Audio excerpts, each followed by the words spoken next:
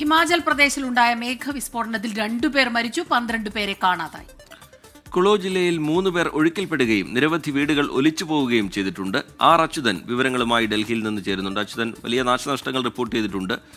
ഈ കാണാതായവർക്കായുള്ള തെരച്ചിൽ, അതുപോലെ ഈ ആ മേഖലകളിൽ ഉള്ള ജാഗ്രതാ നിർദ്ദേശം, അതൊക്കെ ഏത് തരത്തിലാണ്? വിശദാംശങ്ങൾ എങ്ങനെയാണ് ആർ അച്യുതൻ?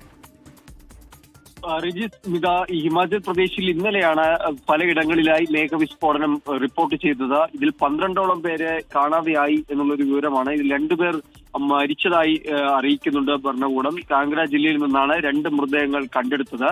കുളു ജില്ലയിൽ 3ഓളം പേർ ഒഴുക്കിൽപ്പെടുകയും നിരവധി വീടുകൾ ഒലിച്ചു പോകുന്ന സാഹചര്യവും ഉണ്ടായി എന്നുള്ളതാണ്. അതായത് നിലവിൽ ഈ മേഘവിസ്ഫോടനം അനുഭവപ്പെട്ടത് മണികരൻ താഴ്വരയിലെ ബ്രഹ്മഗംഗ മേഖലയിലും അതുപോലെ തന്നെ ഗഡ്സ താഴ്വരയിലെ ഗോമതി നദീതീരത്തുമാണ് ഈ നിരവധി മേഘവിസ്ഫോടനങ്ങൾ റിപ്പോർട്ട് ചെയ്തിരിക്കുന്നത്.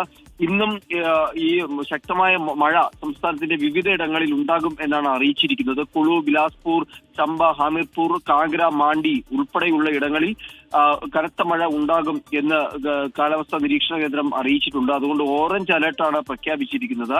നിലവിൽ SDRF ഉൾപ്പെടെയുള്ള വിവിധ സംഘങ്ങളുടെ നേതൃത്വത്തിലാണ് ഇവിടെ ഇപ്പോൾ രക്ഷാപ്രവർത്തനം പുരോഗമിച്ചുകൊണ്ടിരിക്കുന്നത്. ശ്രീജിത്ത്, സ്മിത. ശരി, ആർ അച്യുതൻ ഡൽഹിയിൽ നിന്ന് വിശദാംശങ്ങൾ നൽകുകയായിരുന്നു.